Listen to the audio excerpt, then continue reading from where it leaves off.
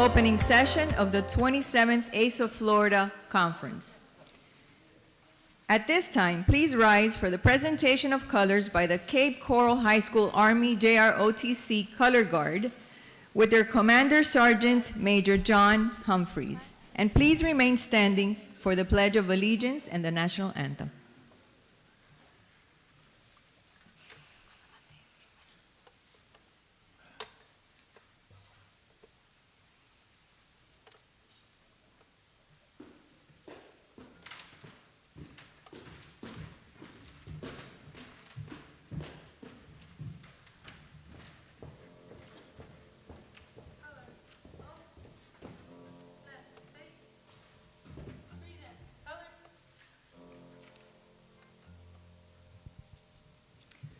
I pledge allegiance to the flag of the United States of America and to the republic for which it stands, one nation, under God, indivisible, with liberty and justice for all.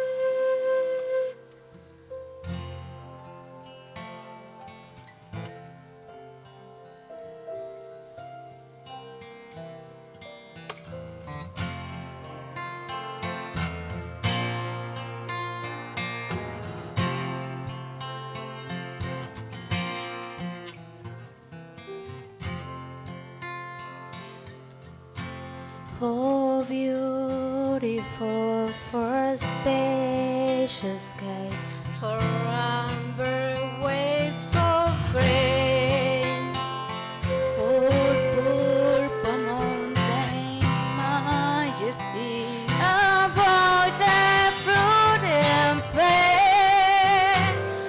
America, America, God shed His grace on thee, and crown thy good with brotherhood, from sea to shine and sea. Oh, beautiful for spacious skies, for amber waves of grain, for purple mountain majesties, above the fruit and plain. America, America, God shake His grace on thee, and crown the good with brotherhood, from sea to shine and sea, and crown the good with brotherhood, from sea to shine and sea.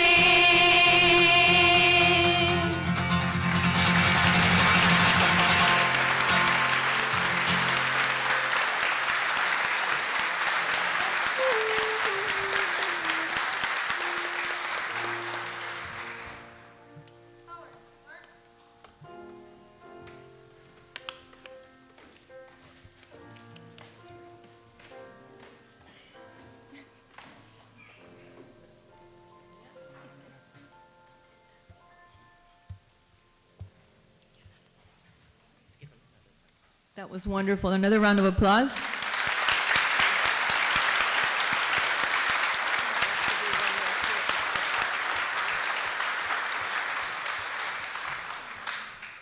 The past few months, our nation has experienced hardships and tragedies brought on by Hurricanes Irma, Harvey, Maria, Nate, and the recent tragedy in Vegas. Also, the current fires in California. Please join me in a moment of silence as we unite in our hope and prayer for healing for all those who have been impacted by these recent events.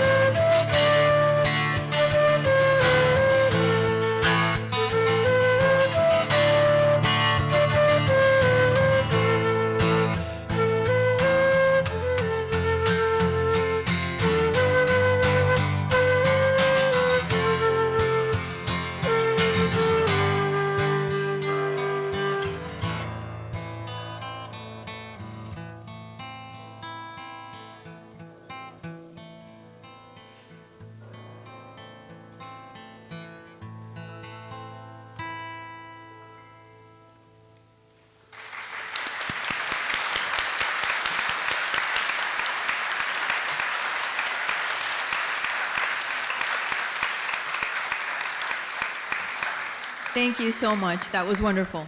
And you did get that. Those are ESOL and GED students. Thank you.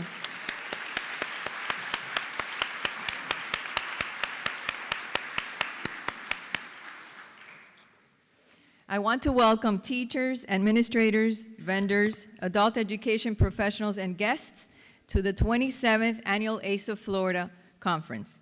I am Maria Miranda, your ACE of Florida president.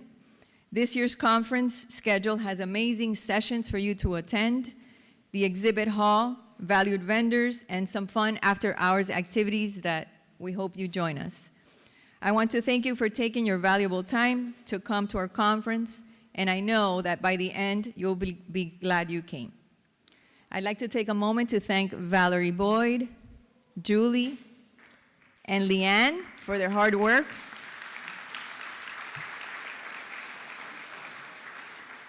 I'd like to recognize the board of directors.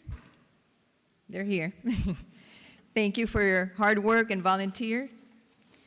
And now it is my, thank you. And now it is my pleasure to introduce Ms. Kathleen Taylor, Bureau Chief, Florida Department of Education, who will bring greetings on behalf of Chancellor Duckworth. Thank you so much, Maria. Thank you. Good morning, everyone. Chancellor Duckworth asked me to convey his sincerest apology for not being able to attend this year in person. As you may know, we are getting ready for the 2018 legislative session, hard to believe but true, and so he stayed back this week for the first interim committee week in case he's called upon for questions related to adult education or workforce education in particular.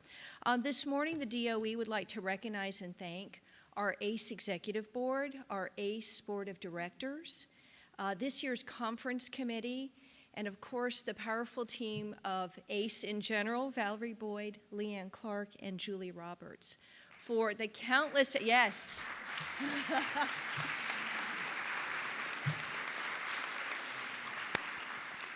For the countless hours and months of preparation leading up to this conference for our state's practitioners. It's great to be back together again for our state's 26th annual conference. As you'll remember, last year we skipped the conference because we were the host state for the National COAPE conference last April. And while it was great to be the host state and showcase the wonderful things that are going on in Florida, we really missed our state conference, I have to say. I think everybody agrees.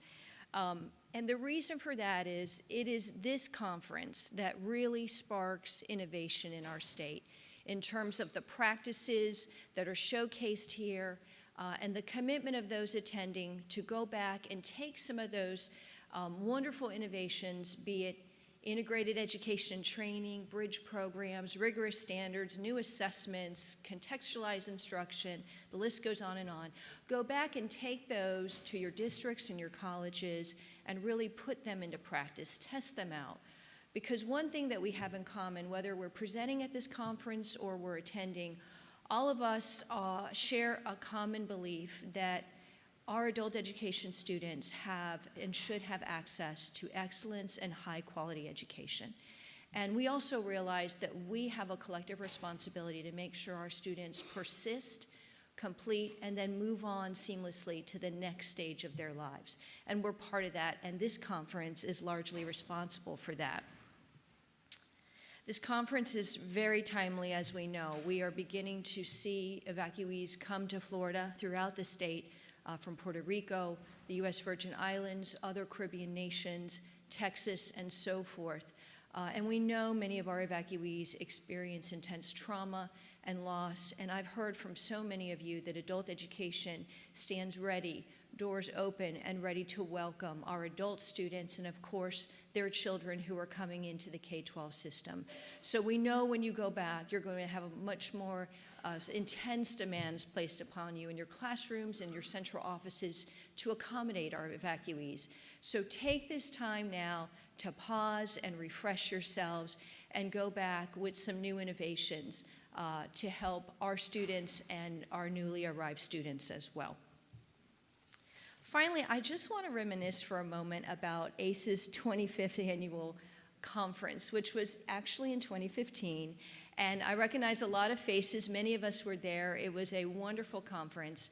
And if you'll recall at the opening general session, when we came into the ballroom, we had a slideshow running of all the memories, the great pictures of friends and teachers and former students, administrators, DOE staff, leadership, vendors and researchers. And a lot of those people have come and gone through the years. And as I reflected on that slideshow, the one thing that struck me is that what was common in 24 of those years, 24 plus, was the leadership of Valerie Boyd. And I know we're going to have a lot of time at this conference to recognize the contributions that Valerie made through these 24 plus years, but we wanted to say from the DOE at this opening general session, Valerie, you've been the bedrock of this organization. A champion for those often forgotten. We thank you for your compassionate leadership and for being part of Florida's adult education story for the past 24 years and probably for the rest of your life, I would imagine. Thank you, everyone. We wish you a wonderful conference. We have a lot of DOE staff here. We're here in service to you and your mission in your classroom. So thank you again. Have a great conference.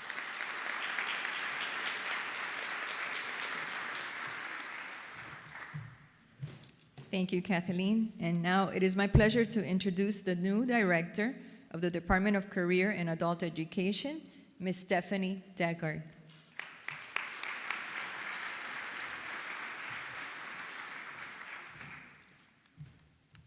Well, good morning, everyone.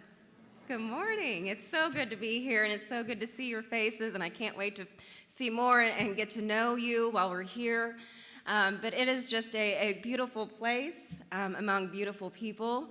And I applaud Valerie for being able to secure this venue so that we can all learn together, but also enjoy the surroundings that we are here to enjoy. So thank you, Valerie, and thank you to the ACE board and to the executive board as well for allowing us to be here, really, because this is an opportunity.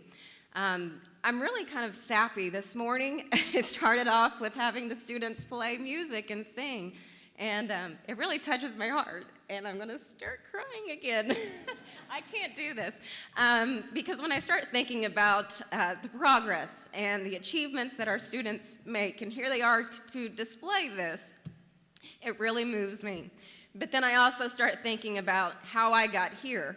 And the challenges that I have faced in order to be in this spot right now. And so I couldn't be here without the staff that I have and without the friends along the way and the family too. But I want to take a moment to recognize my staff and the other DOE staff that we work with so closely. And so first and foremost, my immediate staff. These are the state specialists for your adult ed programs. And if you hear when you hear your name, please rise. I got Marcia Maxwell. Are you here? There you are. There you are. Phil Anderson.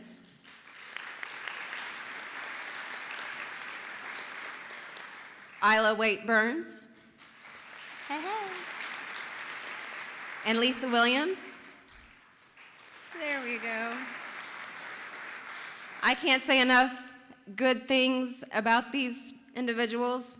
They are my esteemed colleagues who are at all times exceed my expectations. They have held my hand since I started in this position because, as we all know, adult education is a beast in itself. When you're trying to navigate WIOA and the state laws and statutes and rules and put that all together so that we can reduce barriers for our students.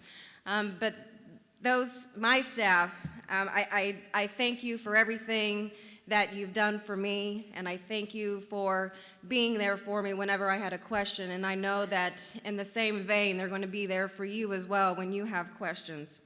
I also want to recognize some other DOE staff that we have here. Tara McLarnon. There you are. Our data guru. Oftentimes I have to pass over questions to her because I can't answer them yet when it's related to data. So I thank you for always being there and helping me with that. Paul Stone-Cipher and Colin Barton. Also part of, you better stand, mister. Thank you. They also help out with Tara McLarnon on the data and the accountability side. Tara Goodman.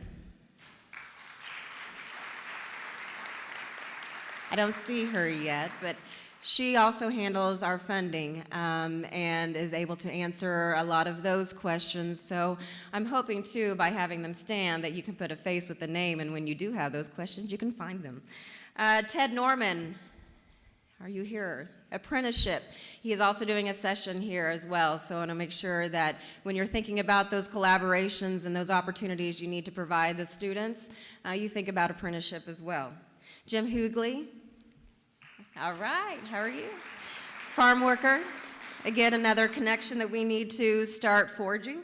And Jane Silveria, hey, here she is. She does marvelous work. Unfortunately, we only have one of Jane, but she does many of the testing administrators and the training for that. And so she is a big resource to our staff and to all of you, and thank you for always helping us out. And last but not least, I have Kathleen Taylor. Again, I want to give special kudos to her because she chose me for this position.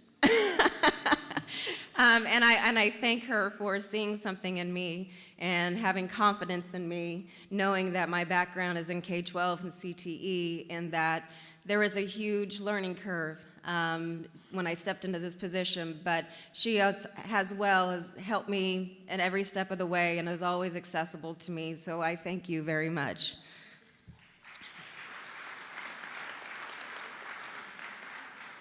And I do want to give a special shout out to Bonnie Goonan. I see you in the back. Thank you. Bonnie and I have had the opportunity in the last couple of conferences that we've been to really talk about adult education and talk about the students and why we're here. And I just want to remind all of you that it is about the students, that we need to return to that. We need to be sure that we're developing those relationships with those students because they have so many barriers when they come through your doors. And it is your opportunity to be a difference maker to them. And so I thank you, all of my teachers and all of my administrators who also chose this path, this profession. And I challenge you to continue to remember that one special student that keeps you going every day. And don't just stop there. Think about the other students who you can also impact because they're just waiting. They're waiting for you. They're waiting for that cheerleader. They're waiting for somebody just to tell them how to get to where they want to go. And so don't give up the fight. And just really remember that what you do is God's work. I'm very passionate about education. So your students are your life's work, so make yourself proud and make them proud. And with that, I'm going to turn it over to Maria. Thank you.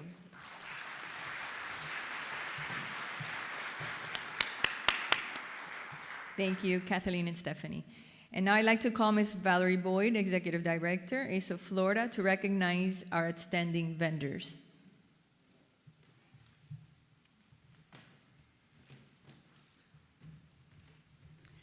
Good morning. How are you this morning? Oh, come on. Jeez. You got to have a little enthusiasm here. Wake up.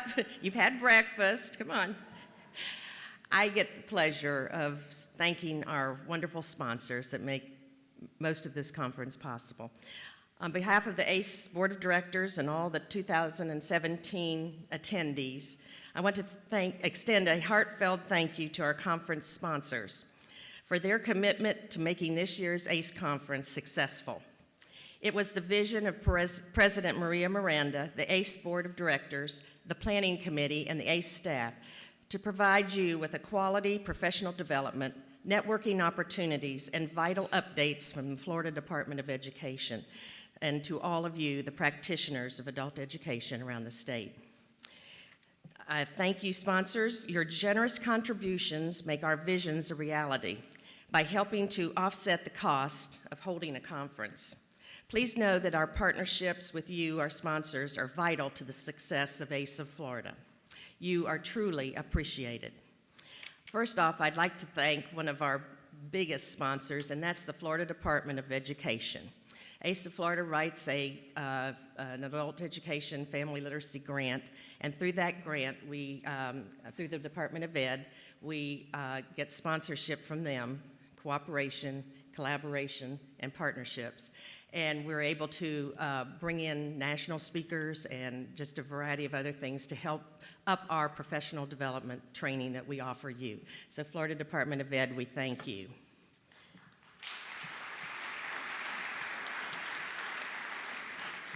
Our gold sponsor this year is English Discoveries. I hope that Stuart Holtz, are you in the room, Stuart? Oh, good. Hello. Jill Roselek is in the room, too. So, Jill, stand up, please. And Christine Pallon. Is Christine in here? English Discoveries is sponsoring the Sunshine Success Stories that you'll hear about in just a moment, and Wednesday's Ice Cream Social and Cake. So be sure to show up in the tent in the garden for the Ice Cream Social and Cake. Our silver sponsors this year are Houghton, Mifflin, and Harcourt, Mott Middleton, and Deanna Crossan. Are you here? There's Deanna. Is Mott here? Okay. Houghton, Mifflin, and Harcourt are sponsoring the President's Reception on Thursday night, and you all be sure to come. We are going to have a French theme, so oui. Be sure you attend. It's an evening in Paris, one of my favorite cities. Thank you, Deanna.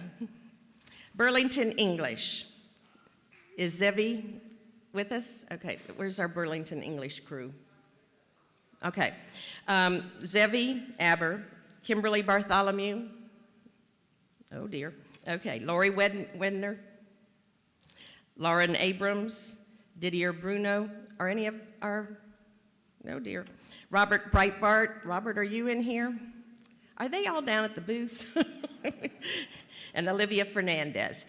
Burlington graciously sponsored the conference bags that will keep all your wonderful stuff that you're gathering all week long. Thank you, Burlington. Aztec Software. Jonathan Blitt. Adrian, are you here? Yes, there's Adrian. Thank you, Adrian. They are sponsoring the Thursday Garden Pathway Lunch, again, out in the tent. So you do get to go outside every once in a while here. And the tent is air conditioned, so. Focus School Software.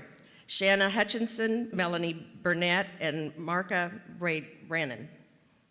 They are sponsoring your afternoon Wednesday break. So this afternoon when you go in for a break, be sure you thank Focus School. Are they here that we can have you stand? McGraw-Hill Education with Kevin Curran. Kevin? Oh, how can I miss you in the red? DRC, the Data Recognition Corporation, and CTB. Christine Kirk, Mike Johnson, and they are sponsoring Wednesday's grand opening of exhibits. So if you went in this morning, you got biscuit and egg and cheese and other goodies in there, please thank Kevin for that. I'd like to take this opportunity to say that we truly appreciate our sponsors. I hope that all of you will stop by the sponsors and tell them thank you and find out about their valuable products that can assist you as you serve your adult ed students. Look for the conference sponsor sign at their booth.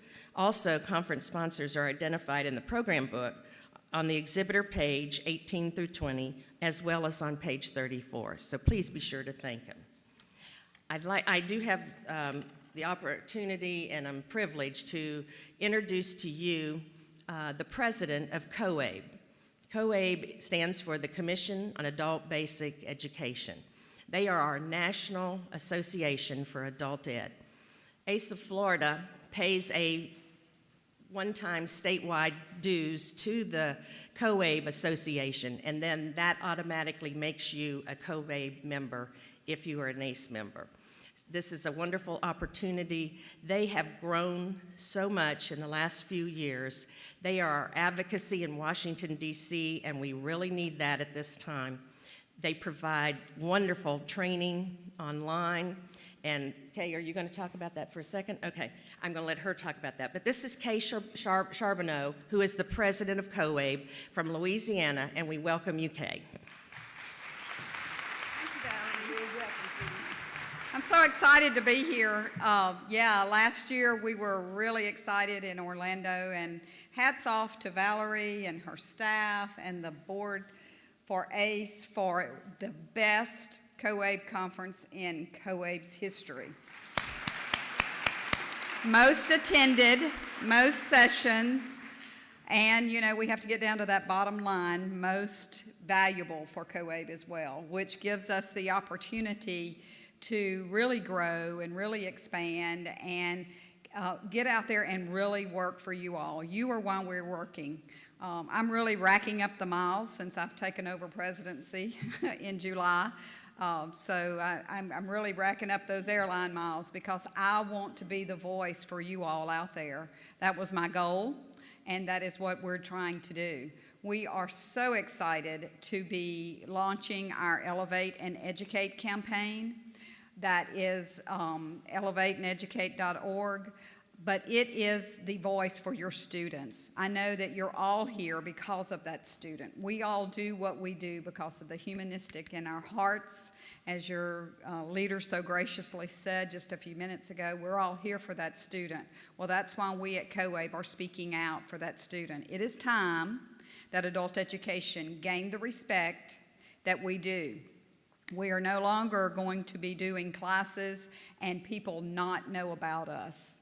So we are really your voice. We want to hear from you. You can go to elevateandeducate.org, and those success stories that you've already been talking about this morning, we need to hear those. We've hired a professional firm that's coming in and leading us in the way that we need to be marketing. We'll be having a campaign that will be launched very soon through Success Files with Rob Lowe. We're so excited about. 2 weeks ago, we were on Capitol Hill. We had over 100 meetings with our legislators there at Capitol Hill. But you have to do your job here in the state of Florida as well. Get your message out. Get those legislators into your programs. Start letting your students tell their stories, because we know that storytelling is huge. While data is great in our world about what we do, low literacy adults are 2 times as likely. I want to get this right, so let me see here. Are 2 times as likely to be unemployed. Low-skilled adults are 3 times as likely to be in poverty. Low-skilled adults are 4 times as likely to be in poor health. Low-skilled adults are 8 times as likely to be incarcerated. We prefer to say, instead of incarcerate, instead of medicate with the poor health, let's educate and make sure that our students and our communities can thrive like it is meant to be and like the community members work so hard to do. We are also excited at COABE to offer the professional development opportunities for you.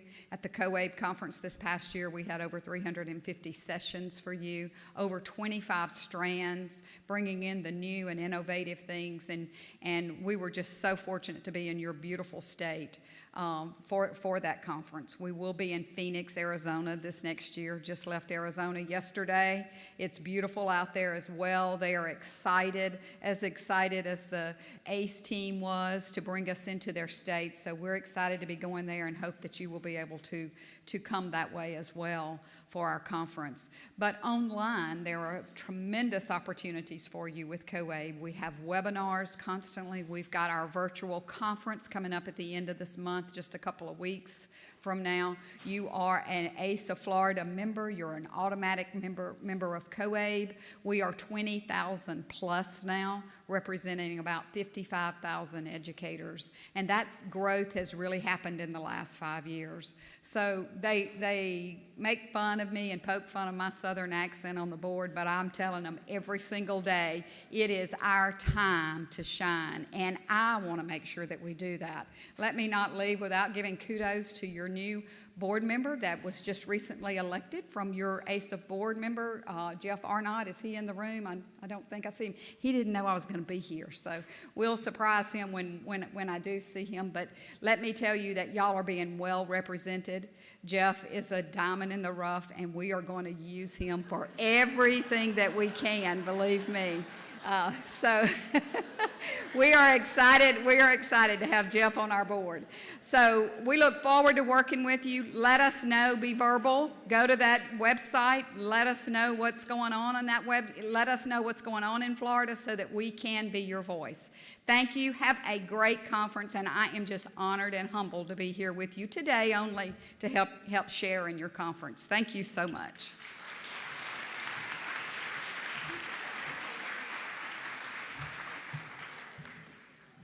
Thank you. I like that. Jeff is a diamond in the rough.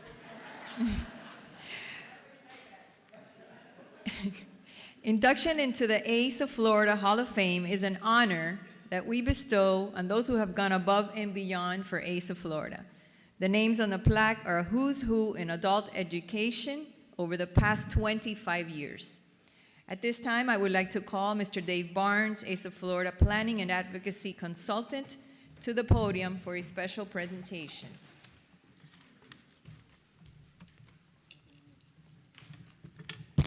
Thank you, Maria. Good morning, ACE of Florida. You guys are in for a great conference. I've seen the agenda you all have, and if you have not had the privilege of hearing Harvey Alston speak, you are in for a real treat, and I'm looking forward to that. As the former executive director of CTAE in Pinellas County, one of the things I truly loved doing was being able to recognize staff for their accomplishments. We don't have many perks in education, and it's important that we take the time to recognize people for their achievements. It's even more special when you can recognize someone who you consider a friend. And I am honored this morning to be able to share with you our induction of Valerie Boyd into the ACE Hall of Fame. And she does not know this is coming.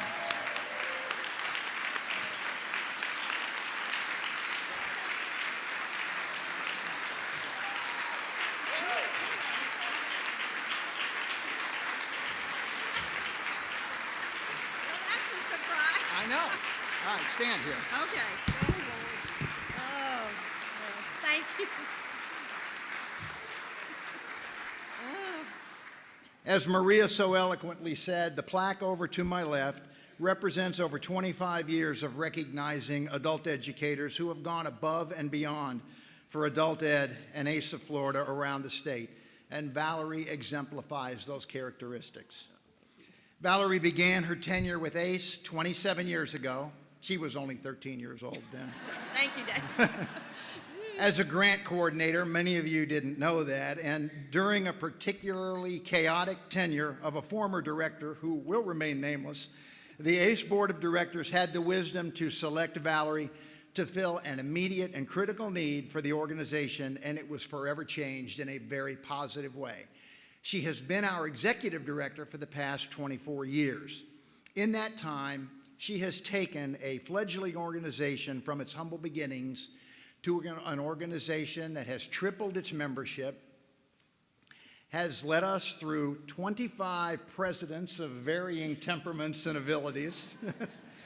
She has led us through hurricanes, budget deficits, the summer of 1688, numerous chancellors and state education, adult education directors, and she has forged a partnership with the Florida Department of Education that serves as a model for other states and helped create, those of you that have been around for a while, from 1999 to 2007, the Practitioners Task Force Committees, which were seen as a national model in Florida at the time.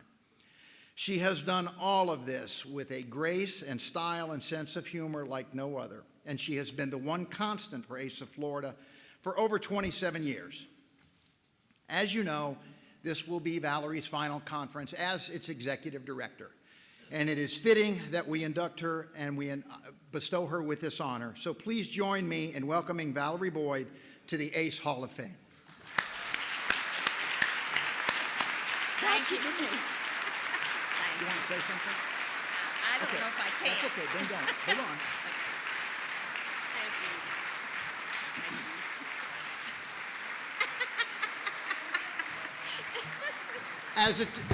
As a token and memorabilia of this occasion, and believe me, this was not my idea, those who know her better than I do wanted to get her this serving bowl that she will keep as a memento of this, and every time she throws a party, and believe me, you all know Valerie, she throws a party, that she will remember us in Ace of Florida. So thank you, Valerie, and congratulations. Thank you. This is gorgeous.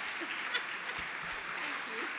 Thank you very much. I can't speak right now, but thank you all from the bottom of my heart. I really can't speak right now. And I'm speechless. I know that's, but thank you so much. It's totally a surprise. So I couldn't do it. Ooh, as I break the stage, I couldn't do it without y'all. So thank you so much, and I'll do something later.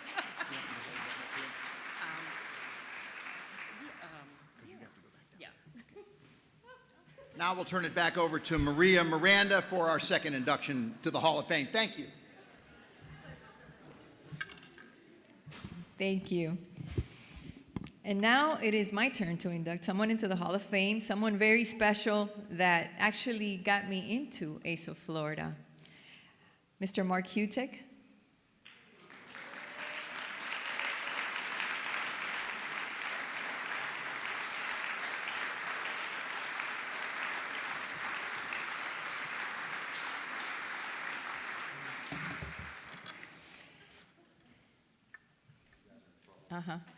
In 2010, Mark Hutek became the Adult Education Director in Hillsborough County.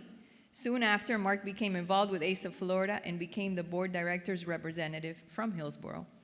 Mark was a quick study and rose to the position of ACE president in 2013.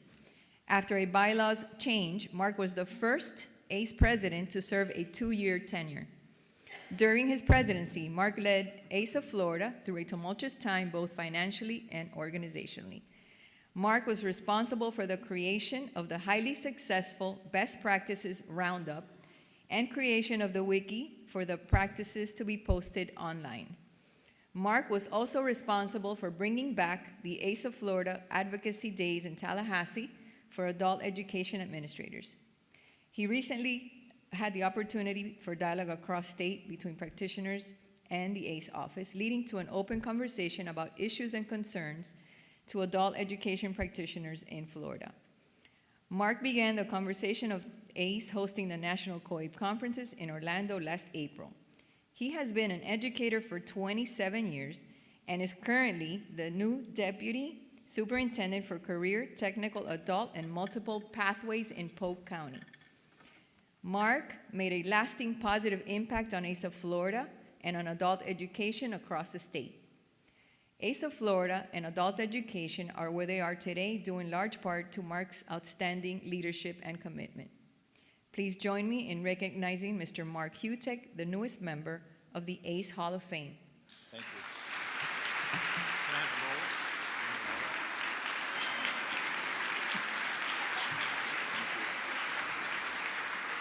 Thank you very much. I'll read it. All right. Come down here. Okay. Mark is presented with this beautiful plaque, Hall of Fame award to Mark Hutek in honor and recognition of distinguished service, excellence in education, and dedication to the principles of lifelong learning. Thank you very much. I appreciate it.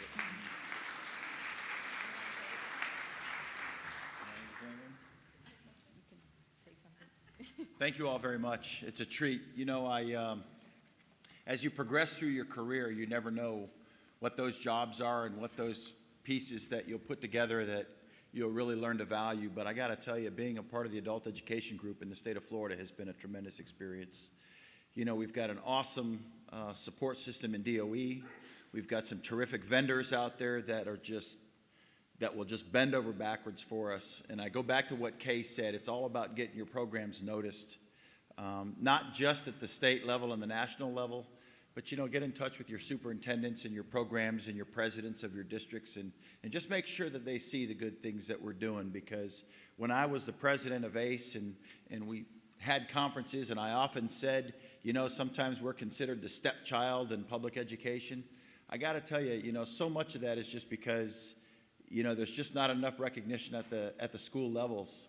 And now that I've found myself as a deputy superintendent of a pretty large school district, I recognize the fact that not only do I appreciate where I came from, but how relevant and important it is that you all get your programs noticed. So I live for adult education, I love adult education, and I appreciate everything that everybody does. So thank you very much.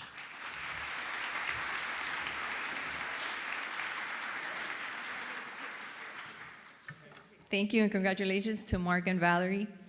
And now it is my pleasure to introduce a man who led ACE of Florida in hosting the National COABE Conference this past March. Please welcome Mr. Andrew Jenkins, past president. Oops.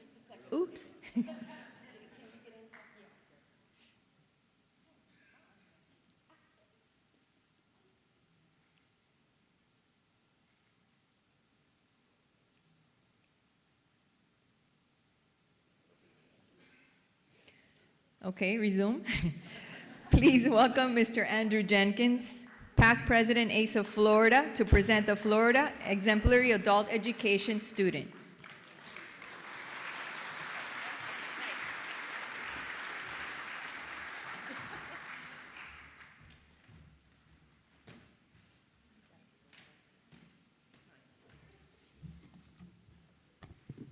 So one more time, good morning.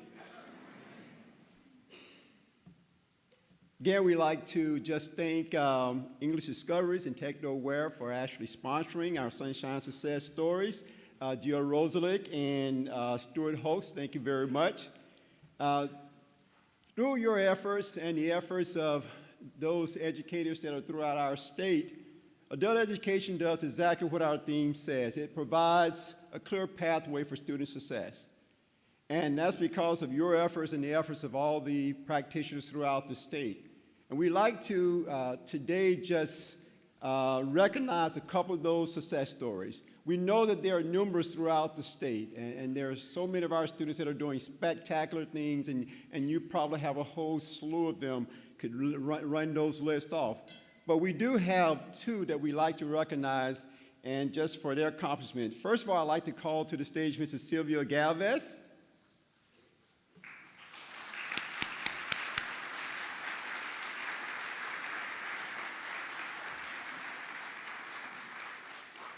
Sylvia was enrolled in the Seminole State College of Florida Adult ESOL program, and after completing those language learning classes, she enrolled in College Credit English for Academic Purposes classes and completed that program in May 2012.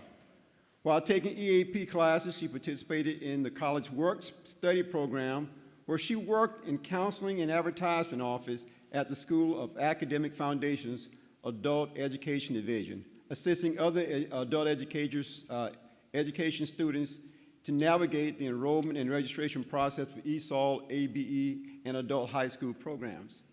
In this role, Sylvia served as a role model for many of new ESOL students, providing encouragement to them in their English learning and career pathways journey.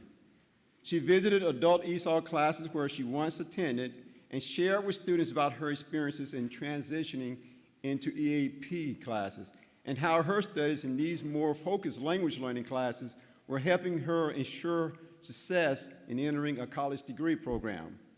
While taking EAP classes, Sylvia was awarded the Mexican Consulate Scholarship and a Seminole State College Foundation Scholarship.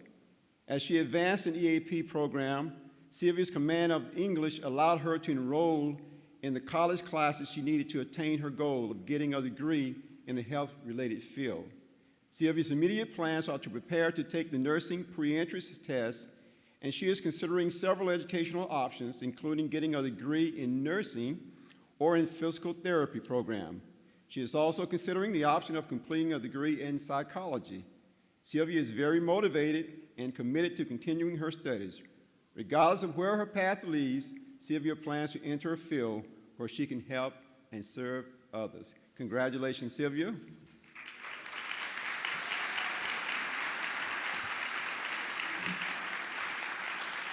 We'd like to present to Sylvia a gift card for $200 and a certificate, and just want to read what that certificate says. It says, Sunshine Success Stories Certificate of Recognition. ACE of Florida Incorporated proudly recognizes Sylvia Galvez for overcoming challenges and achieving your higher educational goals. There's no limit to what you can achieve. Thank you for sharing your story, and we wish you continued success. ACE of Florida.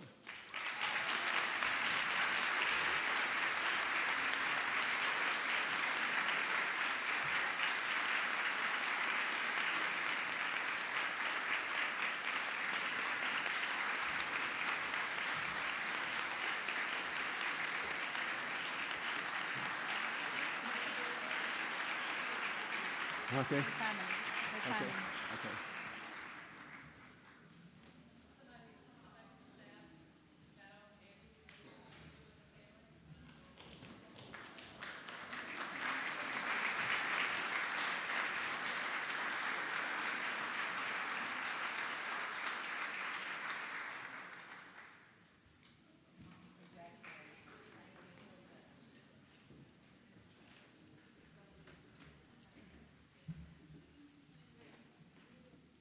Again, congratulations, Sylvia. We know that you'll do well in that health-related field. Looking forward to hearing how that goes. Also, our next person is really not here, but Ron Cruz is here to accept her award. This is Miss Darla Guerra. Is Ron Cruz here? Yes. Okay. So if Ron could come up, we'd like to read a little about Darling. Meeting the 24-year-old Cuban Darling Guerra might give you the impression that she is all smiles, but underneath that facade, there's a strong-willed and determined student who has always had her eyes and mindset on one target, becoming a doctor. The elder of two siblings, Guerra is the daughter of Sonia and Roberto. Born and raised in Matanzas, Cuba, her parents worked very hard to give them decent conditions and a good education.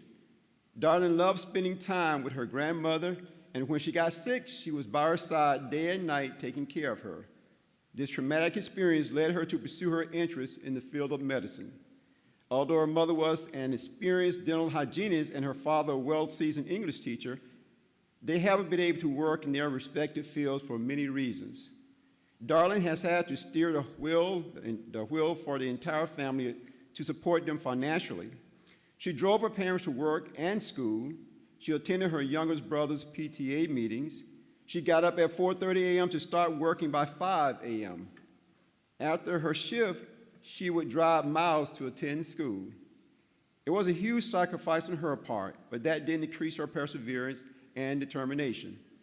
Her unwavering desire to learn and pursue her dreams paid off when she was accepted into the local community college to continue studying medicine. In Darling's own words, I struggled, worked my fingers to the bone, and studied hard. I believed in my dream when it seemed like a far-fetched reality. I'm so glad I didn't give up. Darling is now enrolled in Hillsborough Community College to study medicine. Congratulations to Darling.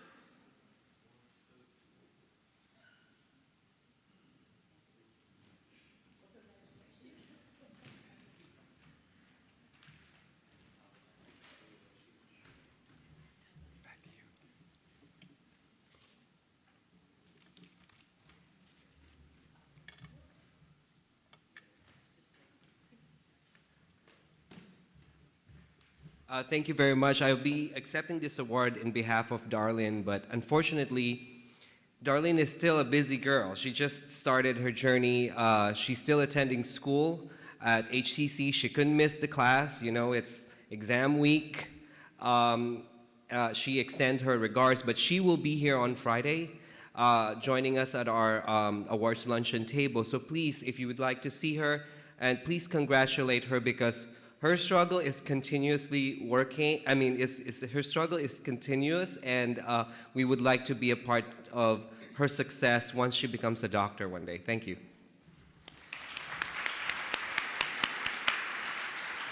Thank you, and congratulations again to our students. Before I introduce our keynote speaker, I want to remind you at the end of the keynote, please remain seated for announcements and closing remarks. Get ready for a treat.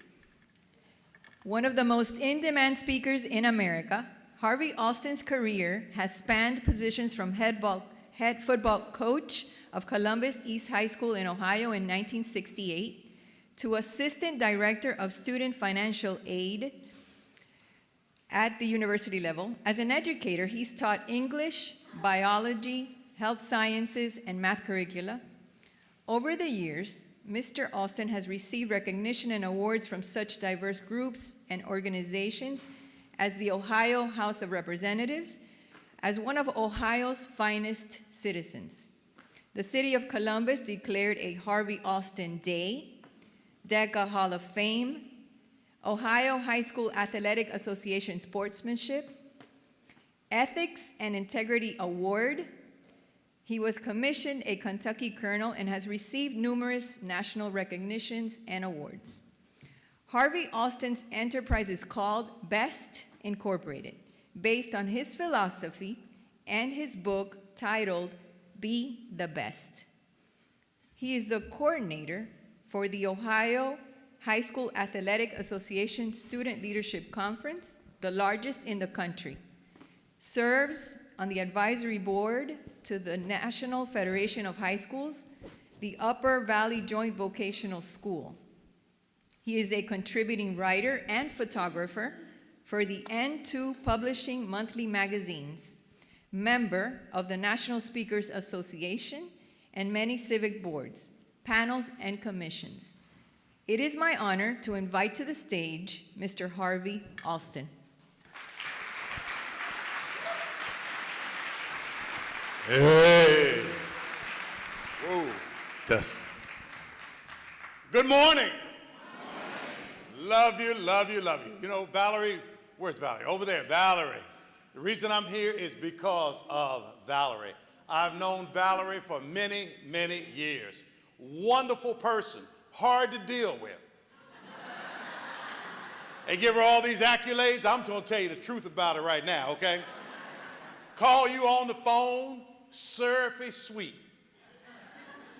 Can you come down to Florida to visit us and help us out? Help us out. You know where that key's going, you know.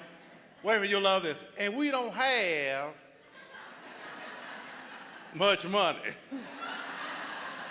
But by the time she gets through talking to you, you feel like packing your bags, paying for your own ticket to come down and help her out. She is just wonderful, and the recognition and awards that you've gotten today, you truly deserve. One more time for an outstanding lady.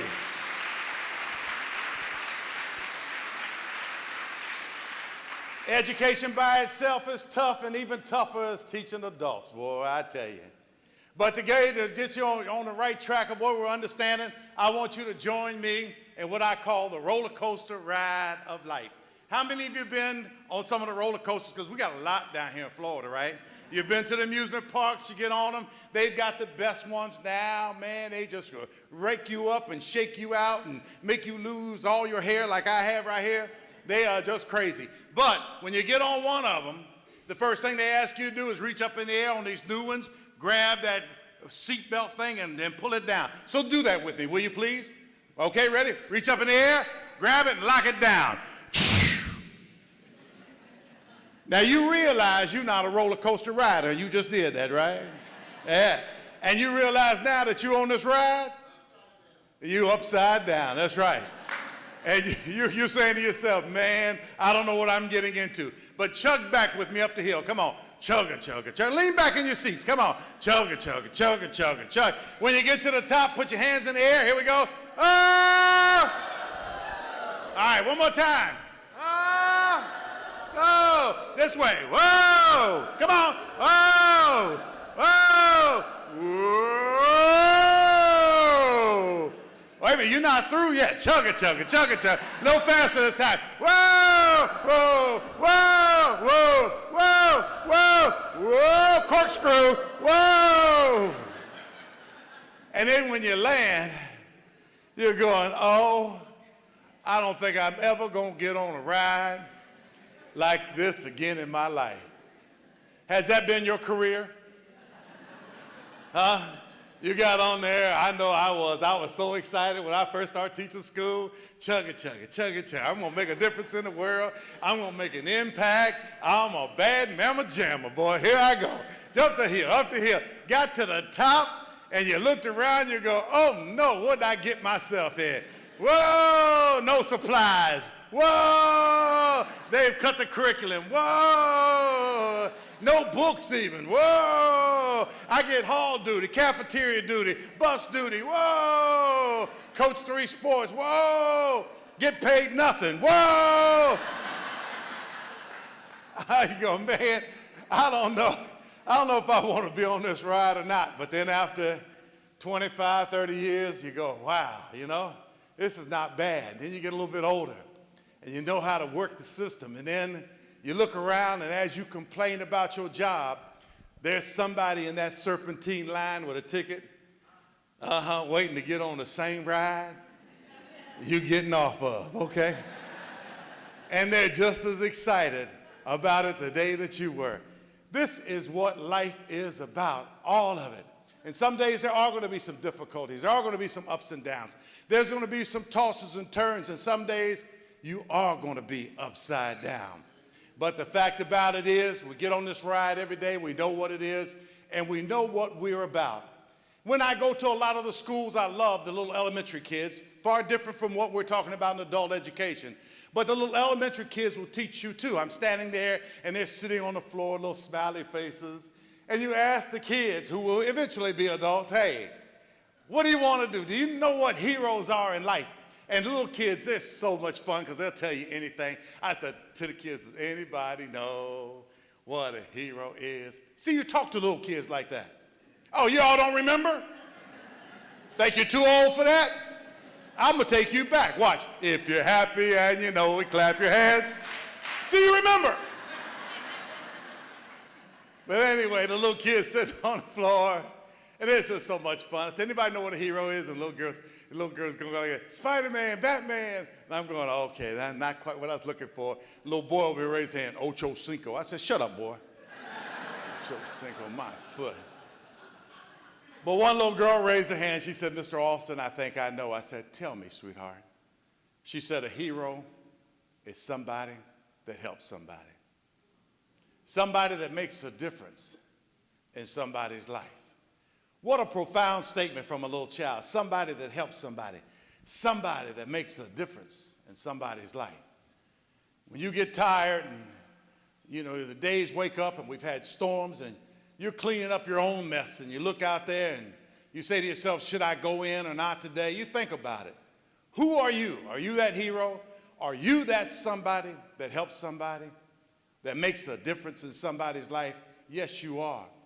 And if you're that person, then you get up every day with a smile and you know this is what I'm about because I am somebody's hero, because I make an impact and I make a difference. So no matter what you are today, what your title is, whether you work for the State Department, whether you work for a little township, whether you're back in the bayous off of a road somewhere where nobody even knows where you are, we're all in the same business, and that thread ties us together because we're in the business of saving lives. Say it with me. I'm in the business of? And that's what we do because we make an impact. And I've got my hero formula that I love to do, and I've got it right here. I need one volunteer from the audience, which I usually don't get from adults, but, oh, you want to raise your hand? Kids just jump up. Kid, come on up here. I want you to pick out 5 people. I'm not even going to use you on this, okay? You go pick out 5 people. Don't pick out 5 people that you know, because they'll hate you, okay? But pick out 5 people from the audience here. No administrators, no top officials. No, you can't do that. And give them a card and have them come on up front, okay? All right? Do, do, do, do, do. Then we get the little kids back here to sing. Weren't they great, huh? Did you check that guitar player out? He was getting ready to do Elvis Presley, man. It was fun. Yeah. Come on up with your card. Yeah. And I do this so you won't think I just pick people because I didn't like them or something or saw them at the dance last night. Just come right on up, yeah. Get anywhere you want to. How you doing? Doing good. Come on. Oh, you got my music teacher. All right. Huh? How you doing, darling? You did an excellent job. All right, excellent job, all right. All right, you see the cards here? They just happen to get them in the right order, which is good. Everybody see those cards? Yes, sir, right here, because you got a head like mine. Stand up. All right. See those cards over there, sir? Yes. What does that spell? Happy. Now, you know, come on, you got to do better. That's a sorry happy that you just did. Happy. All right, let's try it again. Happy. There you go. Give them a round of applause. What happens is when you say it, we know we can feel it. You didn't feel it at first. It just wasn't there. You see, if you're happy, you got to let your face show it. You got to let other people know that you really know it. That's what it's about. And each and every day when you walk into a classroom, there's going to be some unhappy campers there. They're not going to want to be there. They're not going to want to do what they're supposed to do. But you've got to come in and you've got to be lit up inside and on fire. And when you answer the phone, you got to answer that same way. Hello, I'm happy here today. I'm willing to help you, because you can smell people over the phone and tell when they're not happy. Oh, that person's a stinker I got right there, boy. You can tell, but what you want to do is when you're on that phone, you just say, hi, I'm happy to be here. And life is one of people who love their jobs live longer than anybody else, right? Because they're happy. Let's try this happy formula. Turn the first card around for me, would you please? The H stands for the. You got to learn to love what you do. See, and I was going to talk about you anyway, because I'm sorry that they gave you a card, but that's all right, stay up here, because I was going to talk about you because you love what you do. This lady came prepared to do a concert. She had the kids study 6 or 7 songs. She looked at the people and they said, well, we want you to do 1 song. She said, I came to do 3. And she did 3, okay? And if you had, yeah.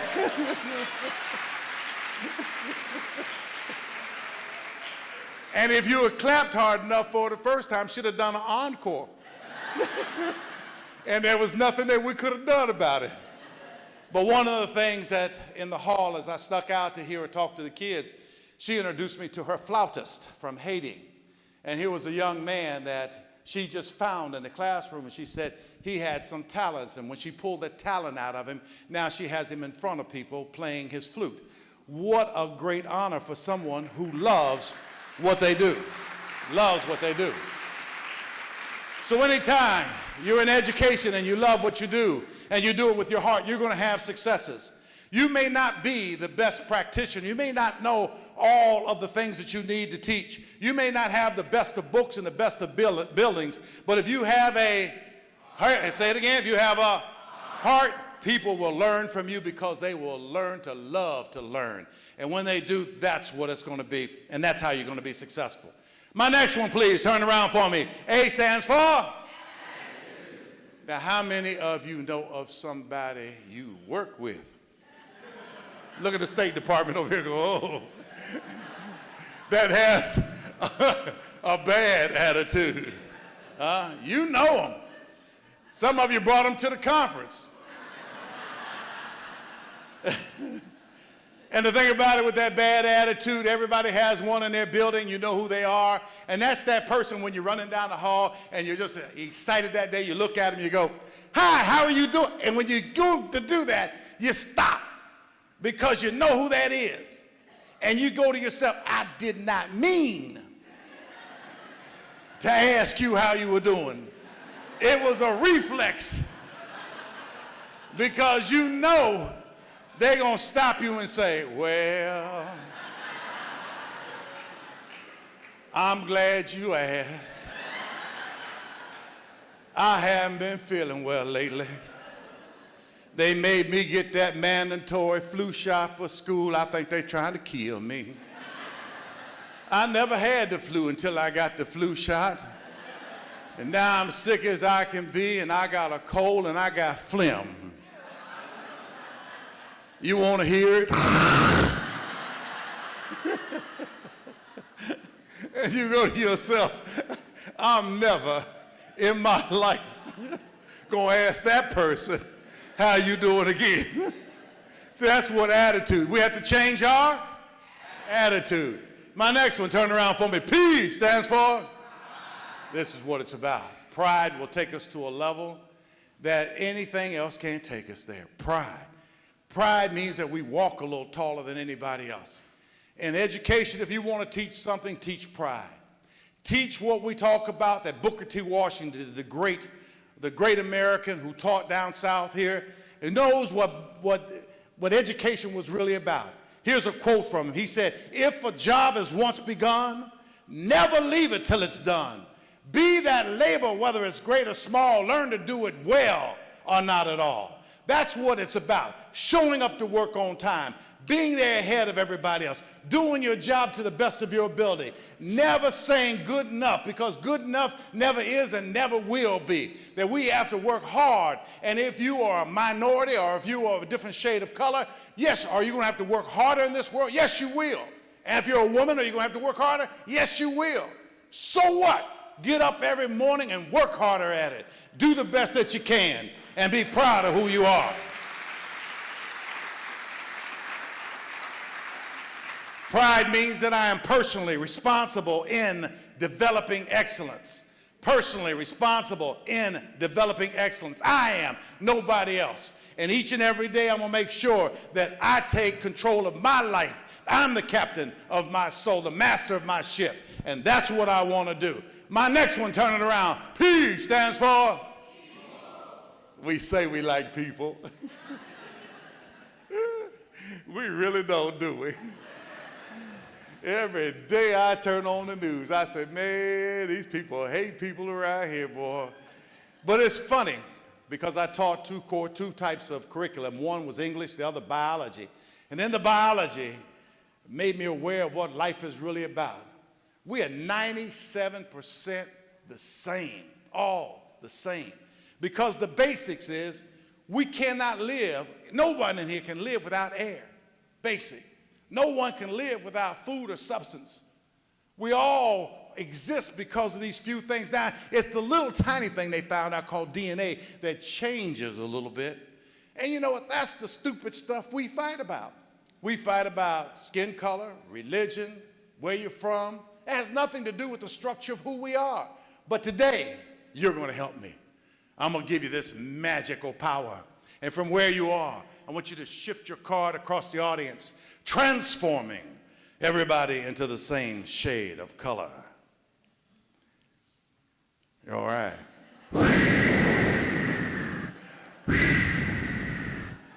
Running out of air here. You tell she's an art teacher. Painting that wall, boy. Yeah, no, you stop.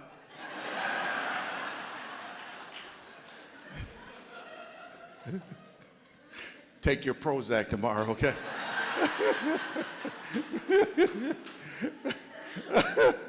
You can't outdo that, can you? I'm going to give you this magical power. I want you to wave your card, give everybody the same color of eyes. Yeah.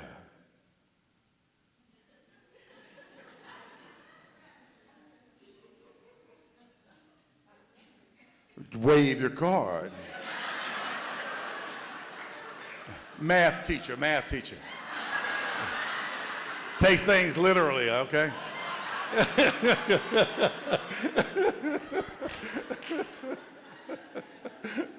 Wave your card, give everybody the same religion. Wong, wong, wong. There's no Catholic in there. You didn't do that, you know? Yeah. I know we got these Baptists down here in Florida. He's doing a card like that. Come on, y'all. Make them understand that religion in the same way, Deacon. Okay, boom. Very good. You can tell that's Southern Baptist right there. So now we all have the same color of skin. We have the same color of eyes. We have the same religion. We worship and pray in the same manner. Now do you think we can all just get along? It's boring? Yeah, no, we won't be able to get along. We'll fight about stupid stuff. Tall people, we'd unite. We'd get together and build shelves. Put stuff way up high. So the little short people couldn't reach things. Yeah. Big guys would block off the lines, the buffets and donut shops. Eat up all the food and starve little skinny people to death. People with a lot of hair would unite, and they would make fun of people who are.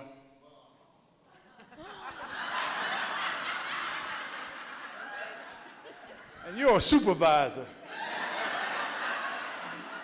Oh, yeah, my man. My man, my man. See how simple it is? We look for the little things to fuss about. And my last one, please, turn around. The Y stands for you. You.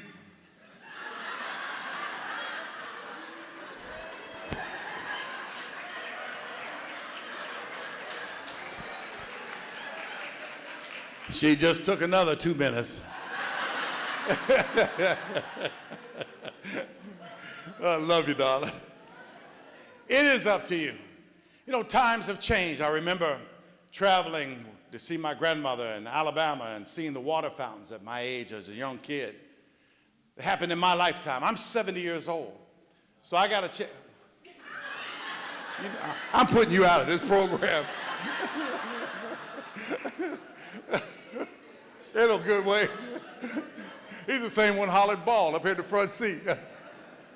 But we travel down there and there would be water fountains, one way over here and one over here, but the same water line, okay?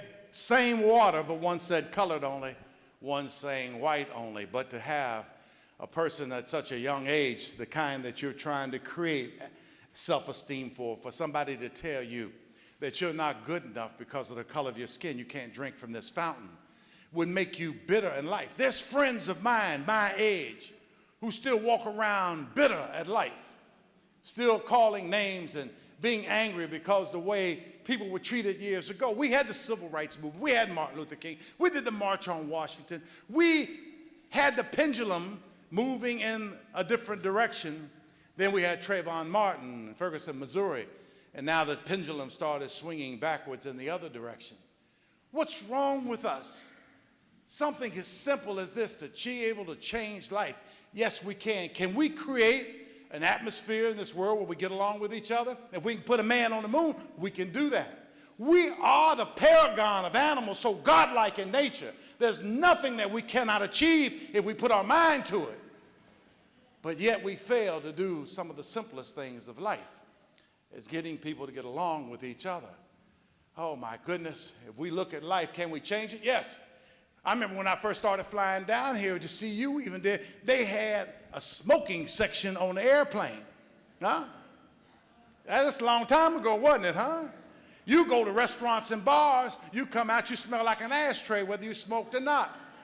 Just think about it. One person stood up and said, I'm tired of that. I don't want to smell like that. It's secondhand smoke. It causes cancer. And now you can't find hardly a person who smokes. People have to go outside. In nice hotels and restaurants, they have to sneak around to the garbage dump out back. Fire up their little cigarettes, and if you just happen to pass and get that whiff of that cigarette smoke, you look over there, and there they are, all huddled together, like crack addicts. Out of the view of the camera because they don't want their insurance cut by Humana.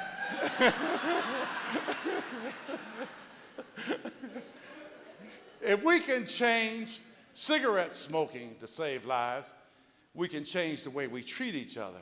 to save lives. We definitely can. But then it's up to us. Let's learn how to do our job then, folks, and do it with all of our heart. Turn that heart around for me.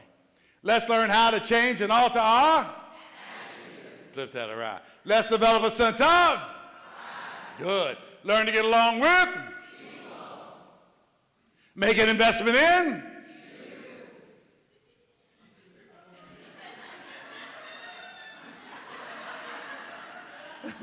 then you can be. Give them a round of applause, would you please? Thank you. Thank you, Deacon. Thank you. Appreciate it. All right, you can go sit down now. I love her. I love her. She's great.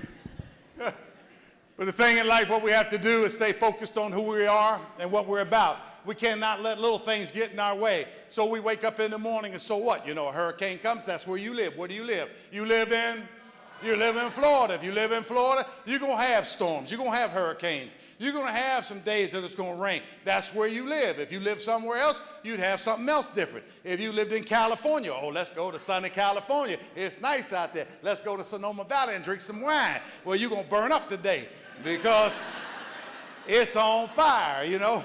And then when the fire stops, they're going to have mudslides. And when the mudslide stops, they're going to have earthquakes, you know. That's the way life is. Where you live is what it is. Don't complain about the weather down here. You know what it's like. And so don't let little things get in your way. I don't want to call you and go, oh, it's 105 down here. It's hot. That's where you live. So I tell people to quit complaining about stuff and make sure that you're on the right track and stay focused on what you're doing. You are in the business of saving. So repeat after me then. Here you go. The main thing is to keep. The main thing. And our main thing is in the business of saving lives. Now there's going to be some of you here who are going to be chronic complainers. You come to the conference every year and you find something to write in and complain about. No matter who you are. Well, you know, the vendors, they didn't have enough giveaways. You know, that egg wasn't cooked well enough this morning on that sausage biscuit, you know. And I had to walk all the way down the hall. They could have made the rooms a little closer, see? Huh? I know who you are in here. And then they didn't have us on the agenda. Well, folks, for those who are complaining here, that's all right. I just want you to raise your hand and volunteer to be on the committee next year so we can complain about you.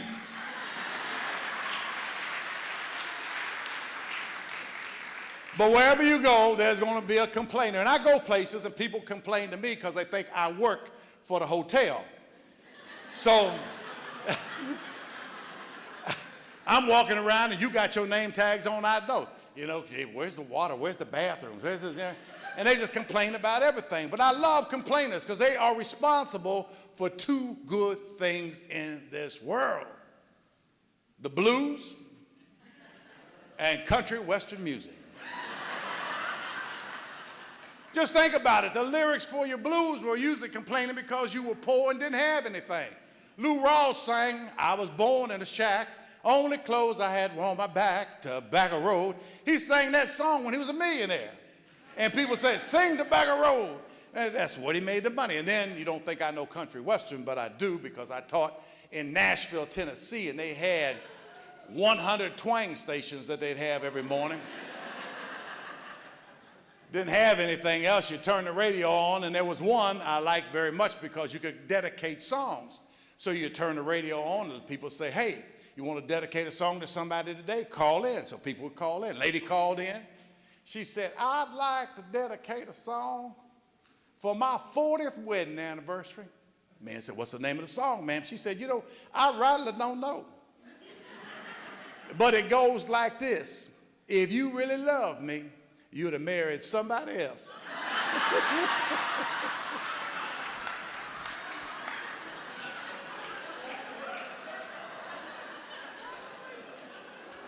I love those songs. But you learn a lot. There was a famous writer. He was poor at that time. He loved this young lady with all of his heart. She wrote him one of them Dear John letters. I don't like you. You're creepy. Stay away from me. Don't bother me. And so he went to the 5th Street Bridge overlooking the river and penned a note. And he said, I love you with all of my heart. I can't go on living without you. Good night, Irene. Jumped in the water and drowned. For those of you who are old enough to remember that in the 1950s, the song Good Night, Irene made $750,000 #1 tune, not because of him, but because of a young man who had a positive thought, came by, heard about that note, and finished the song called Good Night, Irene, and made some money off somebody else's misery. Let's take it from Nashville, Tennessee, up to Motown, Temptations, their band, whoa, just fabulous band. The saxophone player, he stole the wife of the drummer. The drummer just loved this woman with all of his heart. She ran away with the saxophone player. So before he committed suicide, he wrote this song, a #1 song from Temptation, Sunshine, Blue Skies. Please go away. My love has found another and she's gone astray. With her went my sunshine, she left me with this pain. Oh, how I wish it would rain. Huh? #1 song. Why do I give you these two songs? One from Nashville, one from Motown. As a lesson for you, understand this. Next time one of your coworkers is complaining about life and their job, whip out a piece of paper and pencil.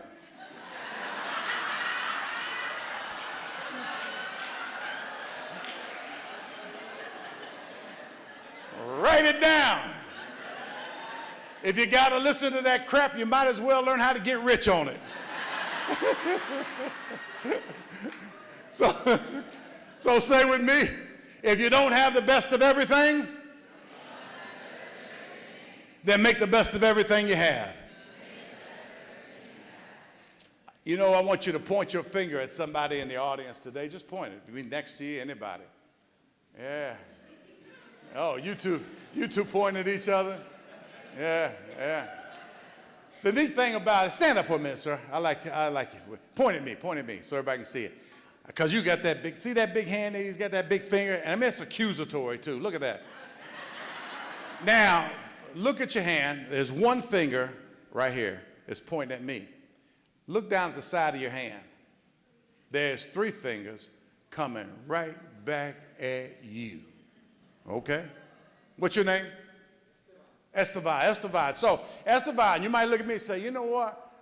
I don't like my boss. Well, look, you know, 3 of them back here, you might not be the best employee in the world.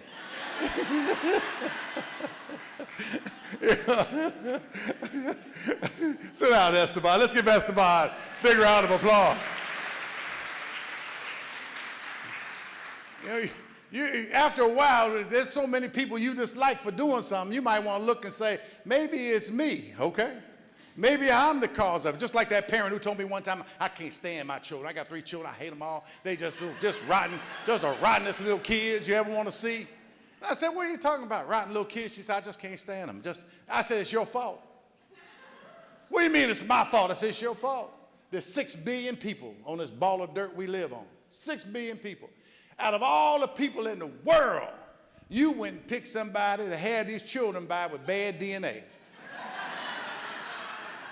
Did you go to the family reunion to see what they were involved in before you hooked up with them to have these kids? No. If you're going to the family reunion to realize that tree didn't have any branches.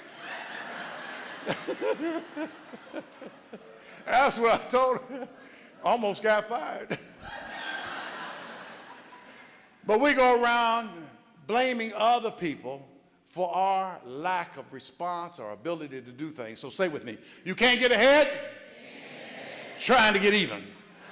Absolutely.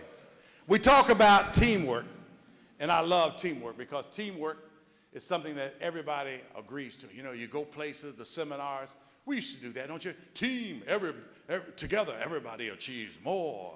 And, you know, they do the little flowery things. You've been to those breakout sessions, you know, and people try to have you do personality charts and work together and build bridges and a lot of flu stuff. But, you know, it's nice, but teamwork is not what it's cut out to be. I found out as a coach. You think as a football coach, I love teamwork. Well, here I was in the locker room, in 1971 against the crosstown rivalry. Okay? We were down by 6 points. And I'm going, man, what do I do?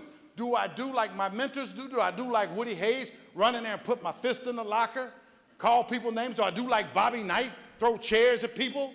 No. I'm a biology teacher. I got to find something else to do, something intelligent to do to inspire these kids. Halftime, the kids are sitting in there all sweaty, bleeding. At that particular time, you could bleed if you wanted to. Can't do that anymore. I go in there, and I went in the locker room, and I said, I got to have a fantastic speech for them. So I said, I'm going to do there's no I in team, but I have to have something else to clinch it. So I went to my briefcase and got an Alka-Seltzer tablet, put it in my mouth and drank a little water and held it till it started foaming. Foam started running down my cheeks. I came back out the locker room like a mad dog. I stand there. There's no I in team. Spitting on you now. There's no I in team. And as it began to wear off, I got a little louder. There's no I in team. The kids thought I was having a stroke. They were frozen like the deer caught in the headlights of a car. They didn't know what to do. But I had a child that I guess he played football in junior high school. He didn't play with a helmet. We didn't study the effects of concussion back then. So there's no telling what the child might say. And he jumped up, he looked at me, he said, Coach. I said, oh, here we go. He said, no I in team? I was really surprised. I said, yeah, boy, no I in team, you got it. I went to turn, he said, Coach. I said, yes, son. He says, is there an I in win? Yeah, boy, there's an I in win. Well, if you give I the ball, we're going to win. And he was right. What happens to you when life hands you the ball? What happens when you're elected twice to a position, Mark, that you didn't want? Well, what happens? You can either fumble or you can make a success out of it. And you're on the plaque because you made a success out of it. That's what you do. And I know when they first handed you that ball, you were like, is there anybody else here who can take it? Some of you have been elected to positions because you went to the bathroom while they hold an election. When you came back out, you found out you were nominated and voted in. That's what life happens sometimes. But what happens to you? You take the ball and you run with it. You know that if you're that winner, you're going to be out front. Are people going to criticize you? Yes, they are. Are they going to say mean and nasty things behind your back? Yes, they are.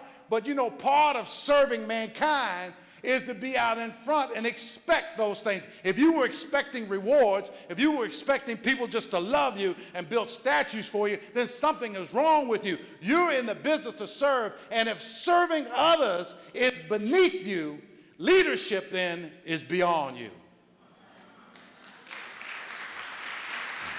Woo. Yeah. Oh, so say with me, yeah, right here. Yeah. The best team doesn't win nearly as often as the team that gets along best. That's what we have to do. We talk about getting out on the cutting edge of things, and technologies and schools have taken us to a different level. I work with the Olentangy School District out of Ohio, the fastest growing, OHIO, I'm sorry, caught me off guard. I know there's a lot of Buckeyes down here, right? But it's the fastest growing system, and in that we're going to have to figure out how do we educate all. And so one of the things by being on their advisory committee that we found out is in building a school, it was going to cost us $350 million to build a look-alike school. And these what we call look-alike schools, that this school has been brand new over here for 4 or 5 years, and it has a full football field, full auditorium, performing arts theater, everything that you could think about. Then the next school that you build has to be exactly like it or the parents and the community is going to raise hands, going to just be mad at you because they don't want their kid to go to this one or to that one. So in building this fourth one, we already own the land, $350 million to build a school. So what are we going to do with the influx of all these kids coming in now and vast populations? How are we going to educate all? Well, one of the things that we did, we said we looked at Naperville up in Chicago, and 10 or 15 years ago, Naperville got rid of all of its books, and it went to, at that particular time, laptops. Now they call them tablets, and the tablets, we give everybody a tablet. We don't want it back, it's yours. We imprint it so that only you can use it, don't worry about it. And then all your books are in the iCloud, all your assignments. Every teacher has to do assignments ahead of time for the whole year for their curriculum and know what those are so they can put them up there and the kids can pull them down. They can move forward or backwards if they want to. They can make up. Tests are given, but the tests are random tests. So if you take a test will be on 50% possibility of passing, certain levels. And if you fail that test, then it goes back to a beginner test. If you pass the test and get them all right, then it goes to a more complicated test. So they're able to take the test online and do online learning. What this does for us, it makes sure that we're not able to have people charter our school out from under us. So if you want to charter our school, you're still using our technology and our web server up there, or what we call our own ECOT, rather than using an ECOT service.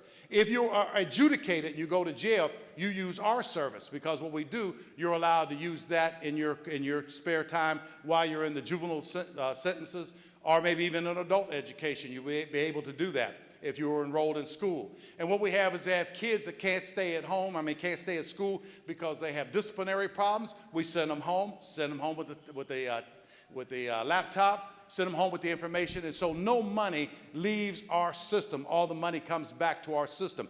What about building another school? We scrapped all of that. We have a lot of big business buildings, high tower, 16, 13 floor buildings that are sitting there because of the fall of the economy, waiting to be leased out, that are technically ready. So what we did is we took our upper classes, our juniors and seniors, and put them in these buildings and then taught them at a satellite. We were already busing the kids anyway, so it didn't make any difference. We bought the buildings and then rented out the first and second floor to businesses and offices, and used the upper floors, which were the cheaper rent.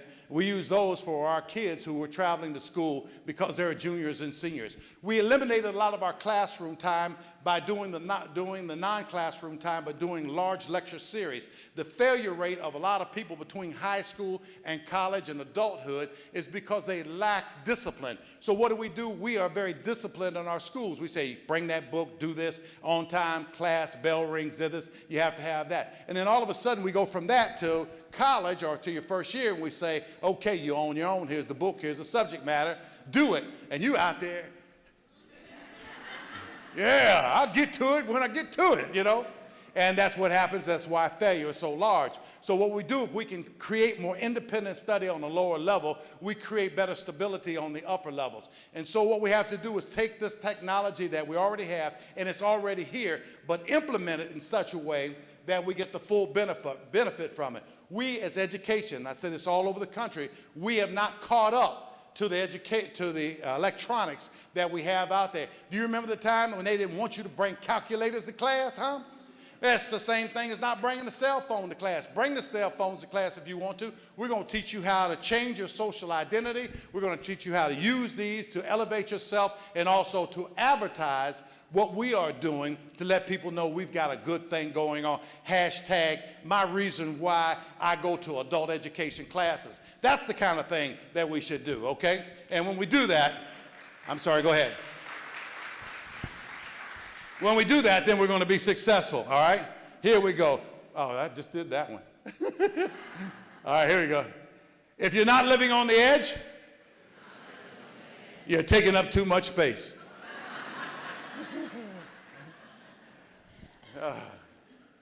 We talk about speed bumps or difficult days. And I'm not going to do you like that because you've had the storms here. But when I go to other places and I ask people, how many people in this audience have had a difficult day in the last 30 days, And most of the audience all of them will raise their hands, no matter what age group. Then I tell a story about a lady in Rwanda that we were interviewing, and she didn't speak English, but she talked about her travels almost like in a TED Talk story, about how she was looking in her village for water, And every year, the well would go deeper and deeper in the ground and made it more difficult to find water. As they saw their harvests wither and die and their animals wither and die, she had to make a decision with no husband, who was lost in some kind of civil fighting there.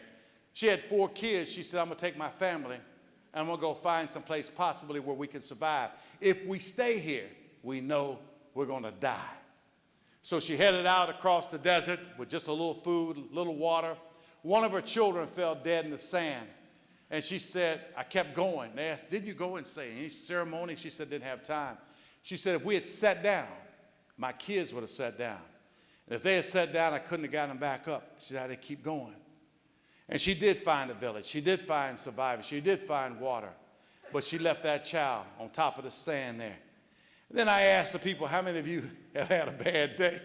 And they go, oh, no. It changes, doesn't it, huh? Changes. We've got speed bumps. We've got some difficulties.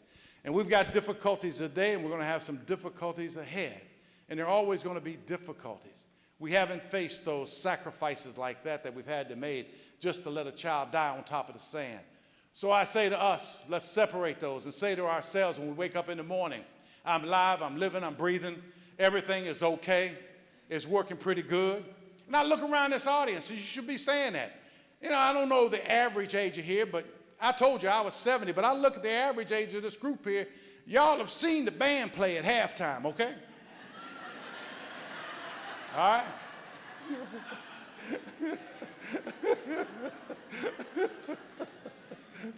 Some of you in the fourth quarter.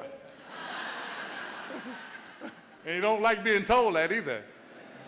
But the thing about it is, you know, when we wake up in the morning, whether you're just over the halftime, or you're just in the fourth quarter, or maybe in the 2-minute warning like I am, hey, you say it to say to yourself, you know, I wake up every day and I say, hey, this is another great day. Where am I going? To Florida to see my girlfriend Valerie. That's where I'm going. And I'm going to have a great day no matter what. Whether it rains, shines, I don't care, okay? That's what it is. So with this, what we have to say is, here we go. Every day is a good day. Today is the best day of my life. We can live in this sad world and we can let it eat you up. Let it eat you up. My wife watches television. I go by and I cut it off. She's got CNN, and from CNN she goes to channel this and the channel that, and then every time somebody comes on and says something, she just talks to the TV, not to me. Oh, that's stupid. That's all I turn it off, and I say, come on, let's go outside and sit on the deck and have a glass of wine. She said, well, what time is it? I said, it's wine time. That's what time it is. Time for you to quit whining. Time for you to start drinking. That's what it is. You know, hey, come on, have a sense of humor in this world, you know.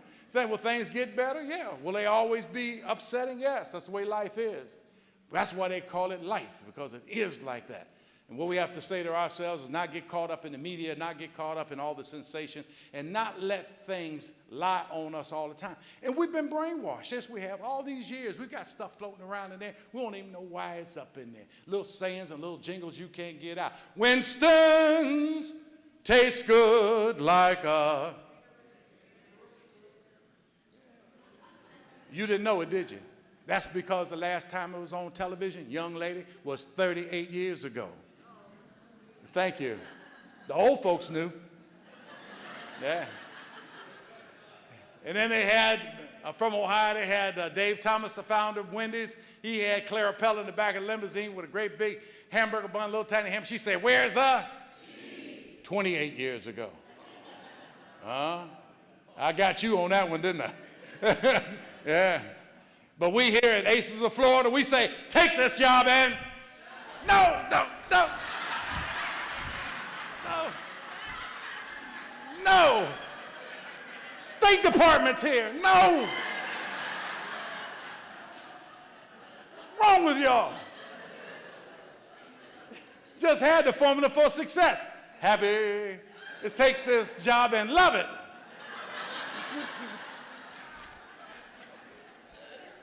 What a group, what a group. So say with me, we may live in a sad world, but the sad world doesn't have to live in us.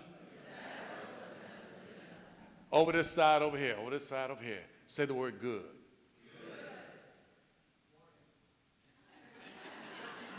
Got a slow learner over here.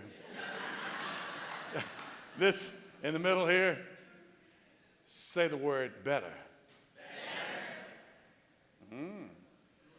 Over here, don't say it yet. I want you to savor it like it's a piece of chocolate, dark chocolate with caramel on the inside. And just while you're savoring that, I'm going to be back to you, okay? That's one of my vendors right there, too. Savor, darling. Were you with Ace? I knew if I gave you a chance, you'd be like that lady over there. Okay. All right. Let's go back over here. All right. Say the word good. Better. Let's show them how you really say it, because that's the sorriest good of any audience I've ever had. Better. Let's show them what to do. Say the word better.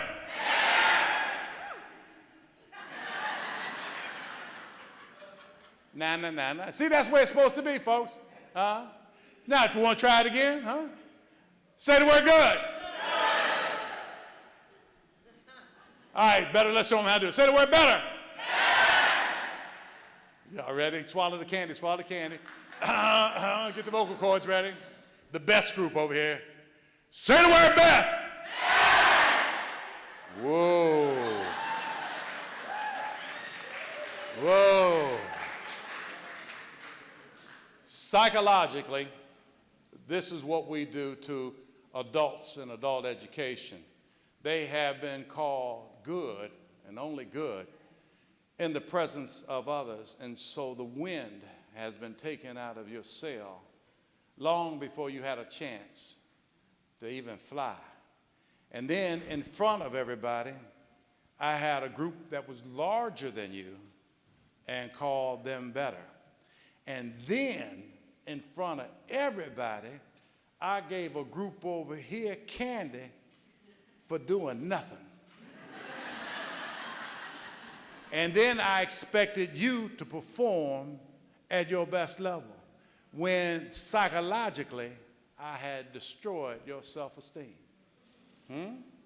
And then I pitted you against a group bigger than you, but you rise up. You did. And then I pitted you again by calling you sorry. Did you give up? No. You rise up, like the song says.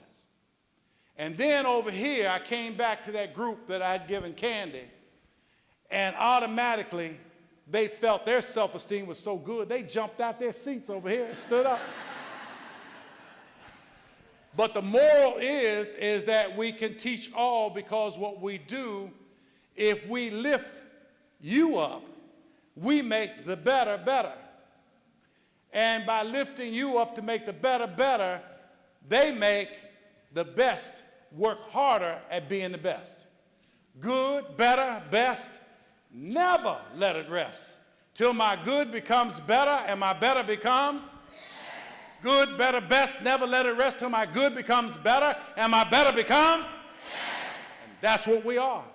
We're looking not for anything any different than the best of what we know you have in you. And so let's help each individual go from good to better and better to best. And as I conclude for today on time, which is important, I want to say, everybody to say the word best with me, and this will be the ending part of my lecture today. Here we go. If you can't be a pine on top of a hill, then be a shrub somewhere in this valley, but be the little shrub on the side of a rill. Can't be a shrub, be a bush. If you can't be a bush, be one single blade of grass, but oh, by some highway happier make. If you can't be a muskie, then be a bass, just be the best bass in the lake. If you can't be our captains, be part of this crew. There's a job out here for each and every one of us to do. Some days we have some greater work to do, some days some lesser work to do, but the task that we must do, it's near and it's clear. If you can't be a highway, then just be a trail. If you can't be the sun, then be a star. It isn't by our size here today that we win or we fail. No, you must be the absolutely very best at whatever you are. Thank you so much for having me today.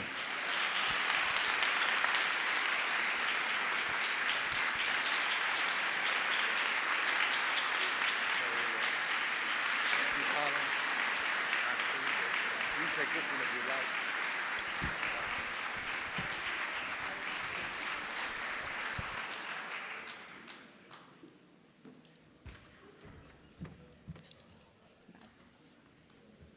So are you feeling happy? Thank you, Mr. Austin. That was amazing. Thank you, everyone. Our sessions begin at 11, so please take the time to review your booklet and visit the exhibitors. Also, tonight, we will see you at 5 p.m. at the Royal Palm Courtyard tent for the ice cream social and to share some time with Valerie Boyd. Valerie, do you have any announcements? No? Okay, so have a great time, and we'll see you. Thank you.